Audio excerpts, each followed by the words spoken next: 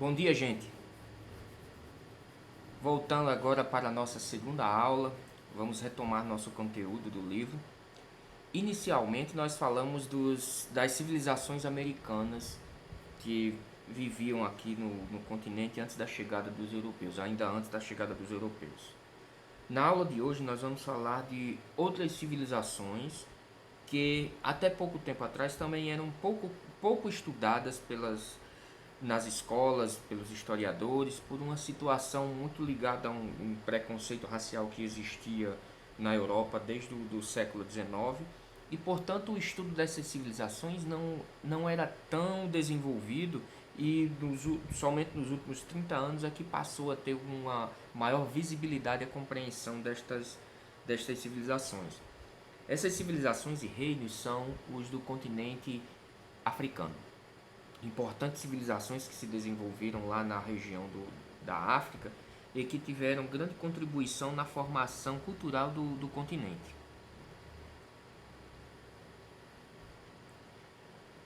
A velha pergunta é: por que estudar a África? Qual a intenção de se compreender a importância cultural do continente africano?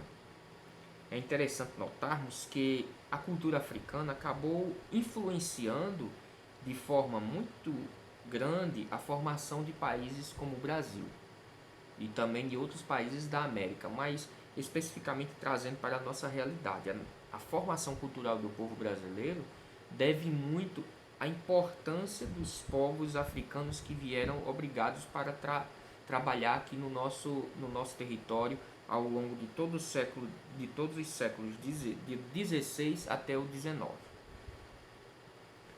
Aí essa importância de formação cultural do Brasil nos leva a também tentar compreender um pouco dos aspectos gerais da cultura africana. É necessário olhar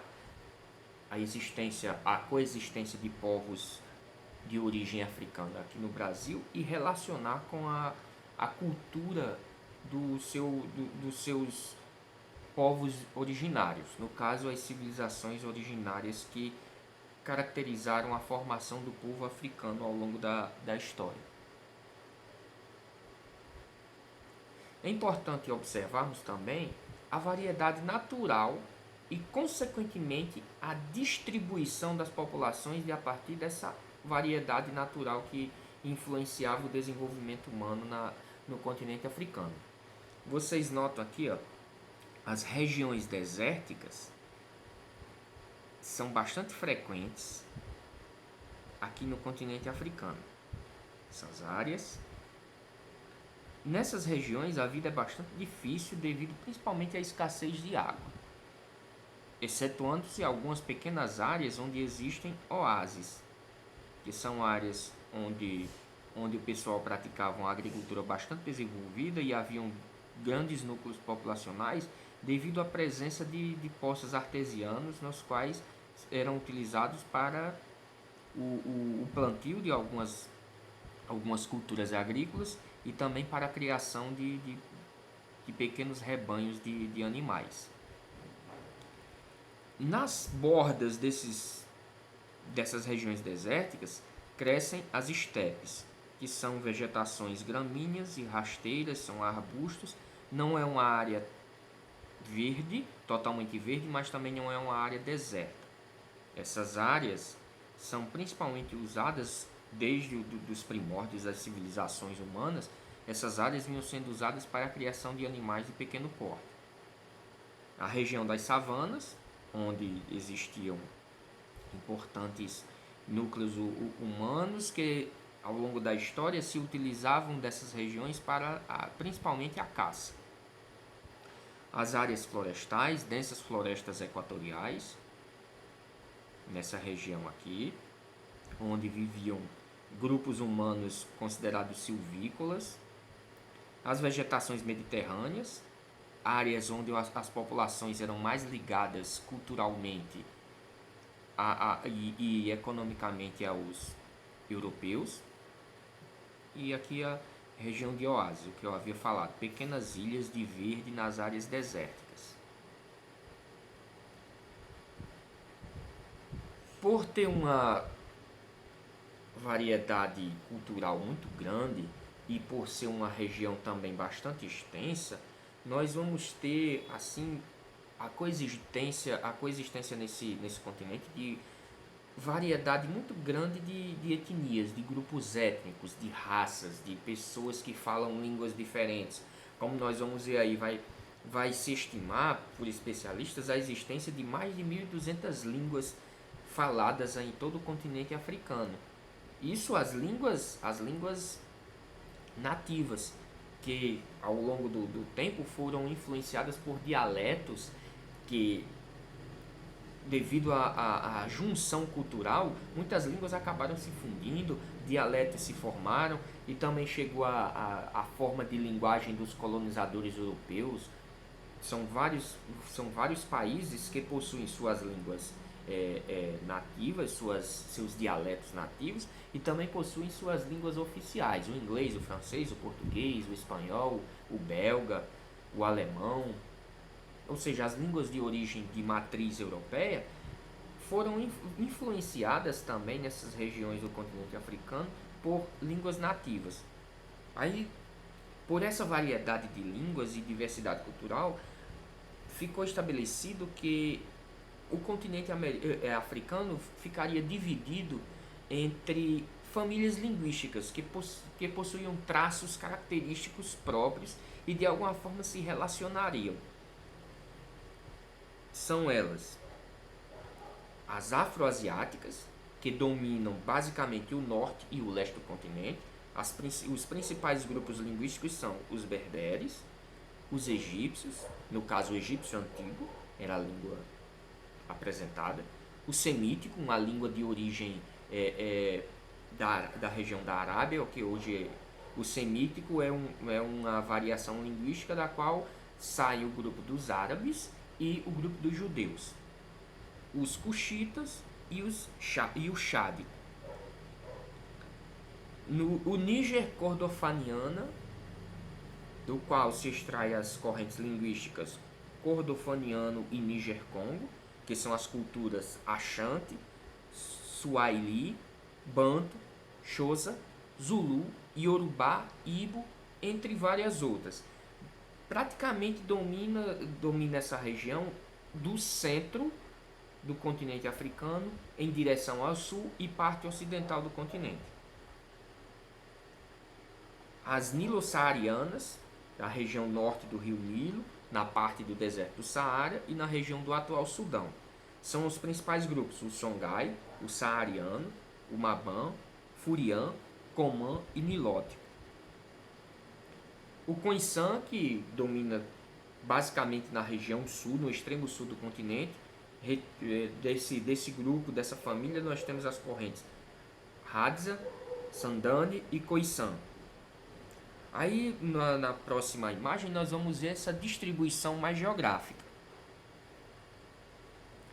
Aí uma característica interessante: os membros das comunidades africanas, isso no passado, eles eram praticamente poliglotas, ou seja, dominavam os vários grupos linguísticos existentes na região.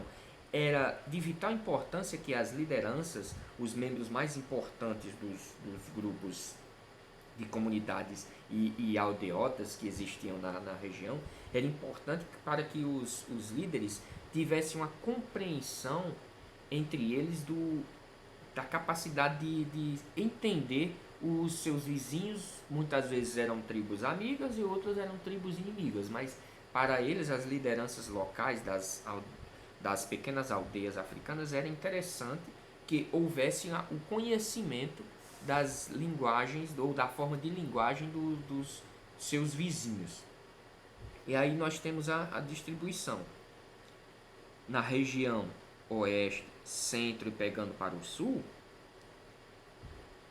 as Níger cordofanianas, que são as correntes linguísticas que de alguma forma representam a grande maioria da forma de falar das linguagens desenvolvidas por povos que mais tarde foram os responsáveis por virem para a região do nosso país se tornarem escravos.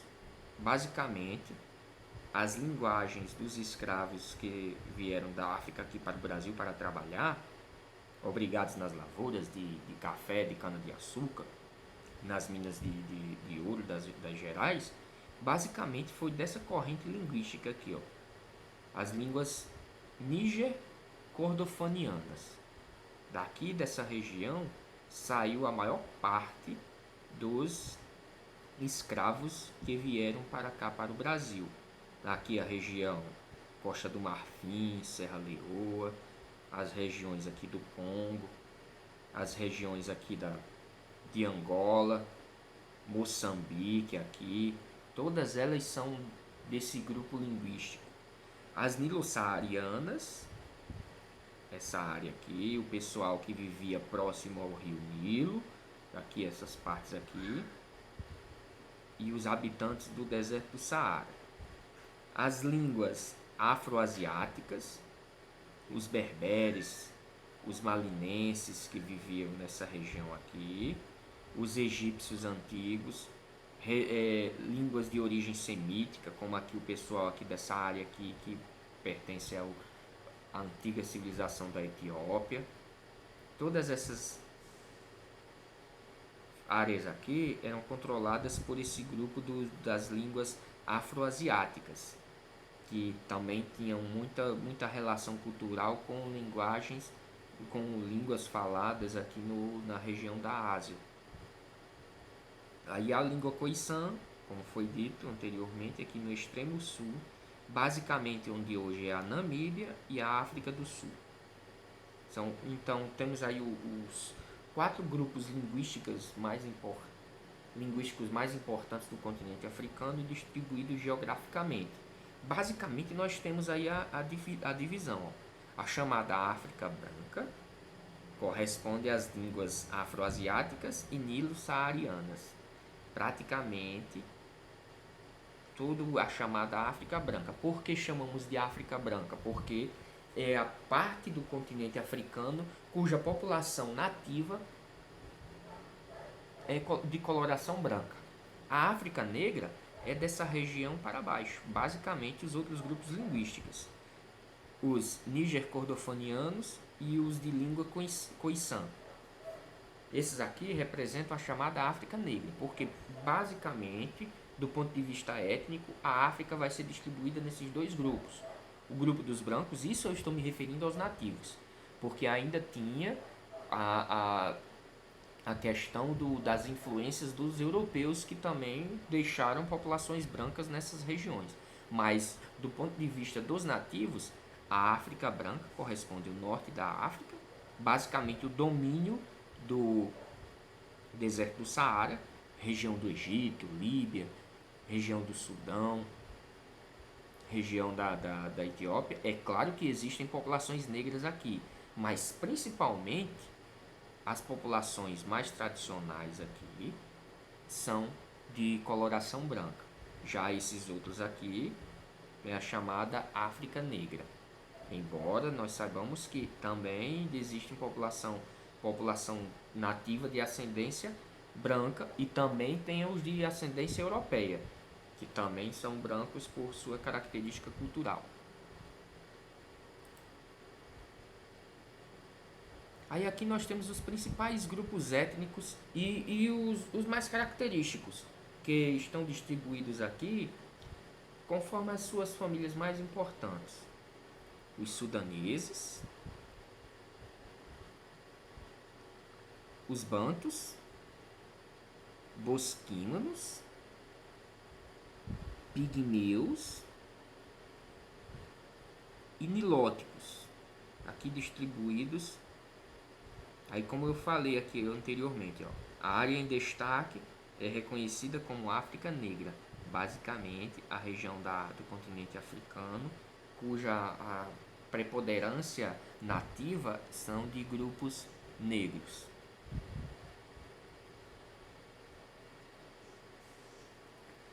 Aí vamos para a nossa parte principal, a formação dos reinos africanos. Qual a importância destas civilizações africanas no continente?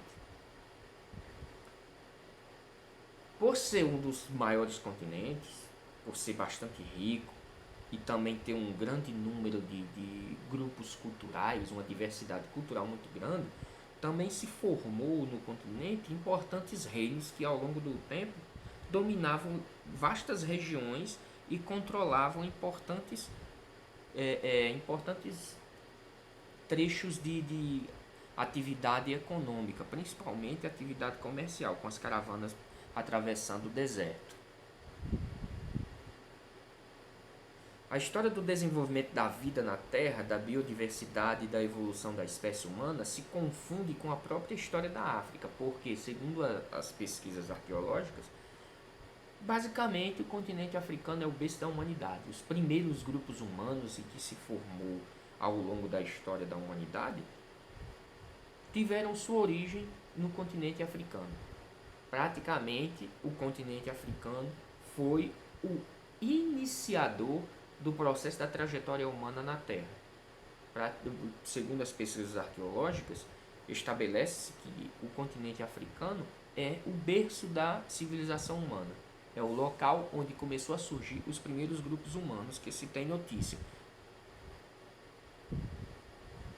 Apesar de crucial para o entendimento de boa parte da história global, ainda é um mistério para muitos essa compreensão do continente africano, principalmente esses reinos relativamente mais recentes. O que é fato é que o continente africano é berço da civilização humana, mas mesmo com as pesquisas arqueológicas em curso e desde muitos anos atrás, o entendimento de que o continente africano é o ponto-chave para se entender a trajetória humana na Terra, muitos desses reinos de sociedades relativamente mais modernas no continente africano, eles são pouco estudados, principalmente por uma questão de relação preconceituosa que se tem dentro da própria história, já que era bastante comum aos historiadores seguir basicamente aquilo que a historiografia europeia estabelecia. O que a historiografia europeia estabelecia é que era importante estudar mais a Europa, a América, deixando de mão um pouco o continente africano. Algo que ao longo dos últimos 30 anos foi modificando essa estrutura de estudo.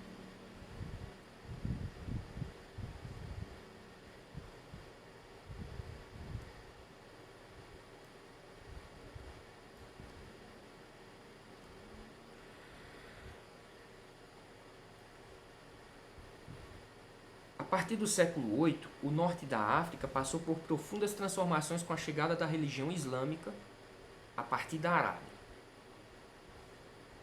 Assunto que nós vamos ver mais à frente, mas que eu vou adiantar. Por volta de 622 da era cristã, começou a surgir na Península Arábica, onde hoje é a Arábia Saudita, um movimento religioso que acabou gerando a formação de uma nova e importante religião no mundo, o islamismo, que ao longo de todo o século VII foi se fixando na região do Oriente Médio, ali na região da Arábia, do Iraque, da Turquia, na região da Jordânia. E depois, com o crescimento dessa religião, formou-se um importante império ligado aos ensinamentos dessa religião, o chamado Império Árabe, que ao longo do século VII e chegada do século VIII em diante, começou a se espalhar por além da região do Oriente Médio, atingindo o norte da África e também, a partir do norte da África, pegando partes da Europa. Mas isso aí já é outro assunto para uma situação posterior.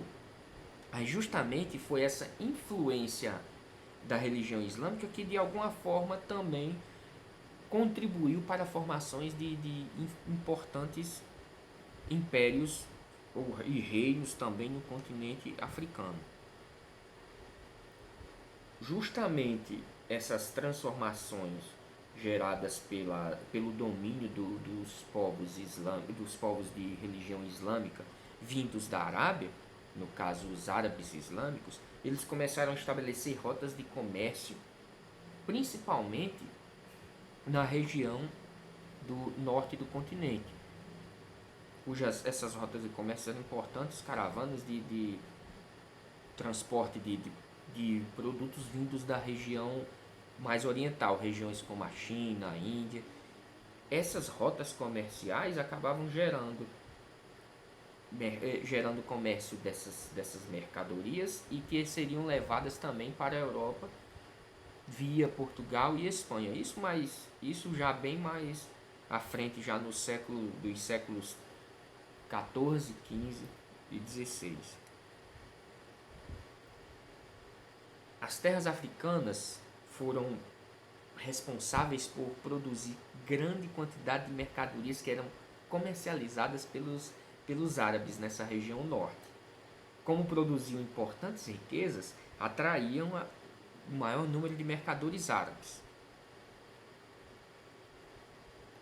Aí a organização da sociedade africana, com o seu tribalismo latente, com a sua distribuição social baseada no poder dos chefes tribais e na organização de clãs e estruturas familiares poligâmicas, assemelhavam-se às dos árabes. De alguma forma, as sociedades africanas tinham grande semelhança com os árabes. Os árabes também viviam de forma tribal e sobreviviam principalmente com clãs. A existência de clãs que eram famílias que tinham na liderança um chefe comum. Geralmente esses clãs variavam de 100, 200, 300 pessoas que viviam numa mesma aldeia, que eram da mesma família, tios, irmãos, primos, parentes próximos, que acabavam ocupando uma determinada área e viviam sob uma liderança comum. O chefe mais importante, o chefe tribal, geralmente o mais velho, o grande pai da aldeia. Isso tudo, de alguma forma, gerava uma certa relação com os árabes que também viviam dessa forma. Aí a religião vai ter grande importância nessa situação. A flexibilidade e a tolerância tanto das religiões tradicionais africanas como do islamismo permitiam um convívio relativamente harmonioso. Em ambos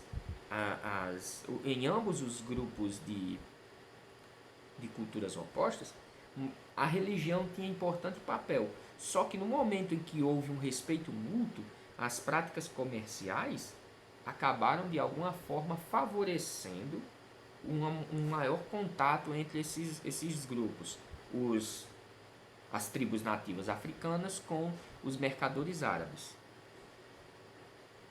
E por último, a política, a importância de um chefe que se beneficiava dos escravos, do tráfico de escravos. Portanto, a escravidão africana é algo muito mais antigo do que a própria colonização do continente africano, do continente americano.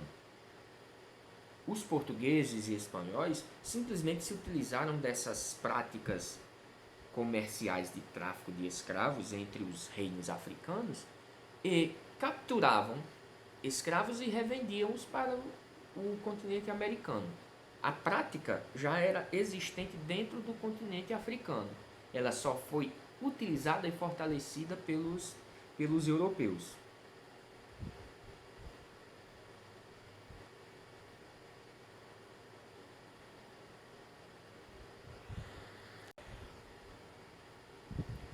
Basicamente, os principais grupos de reinos africanos, os mais importantes, os que ocuparam áreas de maior controle populacional e maior desenvolvimento, foram estes: o Império Mali, que organizaram-se a partir dessas áreas caracterizadas como Mali desértica e Mali tropical.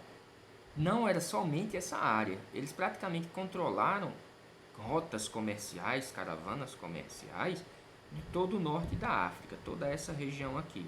Aqui não está exatamente mostrando o ápice do domínio malinês. Outro reino importante, que durou até o século XX, é o reino da Etiópia, que de alguma forma está ligado à sociedade ocidental por um laço religioso, já que eles também, o reino da Etiópia, desde o seu princípio, possuía práticas de cristianismo. Então é um reino africano que estava ligado diretamente à Europa por laços religiosos. E, segundo lendas, os seus antigos soberanos, os reis da Etiópia, eram descendentes do rei Salomão, que está o rei citado na Bíblia. Aí, além desses, a sociedade dos Yorubás, nessa região aqui, pegando uma parte da Nigéria, o Reino Congo, nessa região mais central do continente africano, e a área dominada ou controlada pelos Bantus. O que é importante observarmos que tanto os Yorubás quanto os balinenses,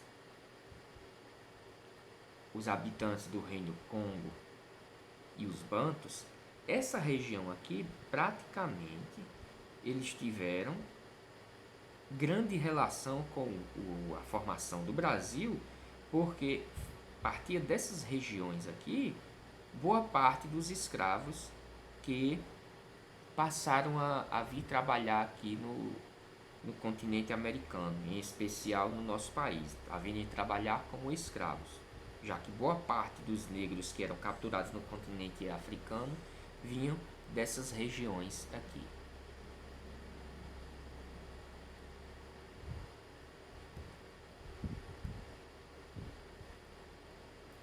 Vamos lá. Origens de Mali. Antes da formação do Império de Mali, formou-se também, havia se formado um antigo reino, o reino de Gana, que estava situado ao norte do rio Senegal e era um reino muito poderoso e que tinha características tribais e que haviam começado uma civilização baseada na atividade comercial no norte do norte da África, mais precisamente na região do deserto do Saara.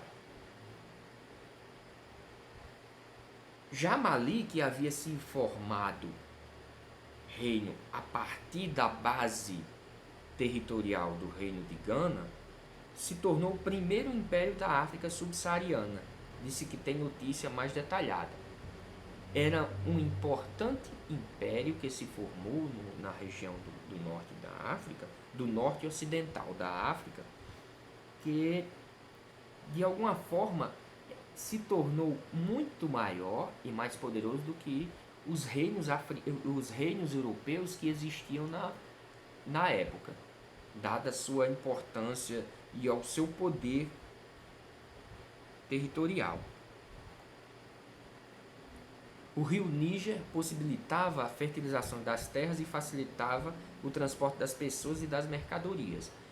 Nesse caso, a civilização malinense era uma civilização hidráulica, uma civilização baseada na importância dos rios, assim como as outras grandes civilizações da história, a mesopotâmica, a chinesa, a egípcia. Essa civilização se baseava na importância de um rio que servia como meio de facilitar o transporte e também meio de escoar a produção.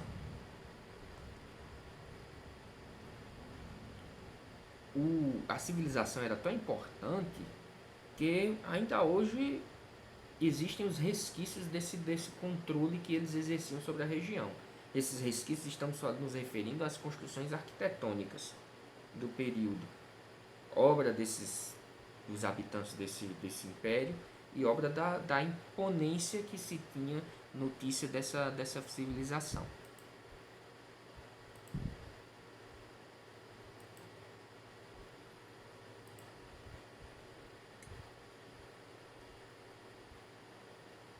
O Império de Mali surgiu na região do Alto Níger, o rio anteriormente já comentado, e se formou a partir do domínio do povo Mandinga. Mandinga era o nome dos povos que habitavam essa região e que também foram um dos grupos que vieram para cá, para o Brasil, como escravos. No início do século XI, um chefe tribal mandinga chamado Keita converteu-se ao islamismo. É aí que nós teremos a relação entre as civilizações africanas e a religião islâmica. Ele recebendo o título de sultão, que seria o grande chefe do reino. Sultão, para os povos de origem islâmica, ou os povos de cultura islâmica, sultão é um rei, o chefe principal. No caso, era o título de imperador. No caso dos povos de religião islâmica, é relacionado ao título de sultão, que quer dizer poder maior, ou poder absoluto. No mesmo período, um chefe Saracole, tribo da região, fundou o reino de Sosso, sendo sucedido por seu filho Sumanguru Kanti. Aí vocês observam a relação dos países atuais, ó, Mali, Níger, Benin, Nigéria, dominando toda essa região aí do centro-oeste do continente africano. Uma pequena parte do norte também do continente africano era controlado pelo Império de Mali.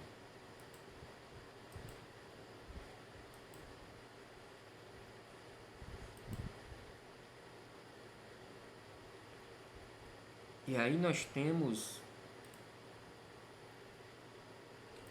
alguns relatos de formação de organização política e de domínio político que gerou o crescimento maior do Império de Mali.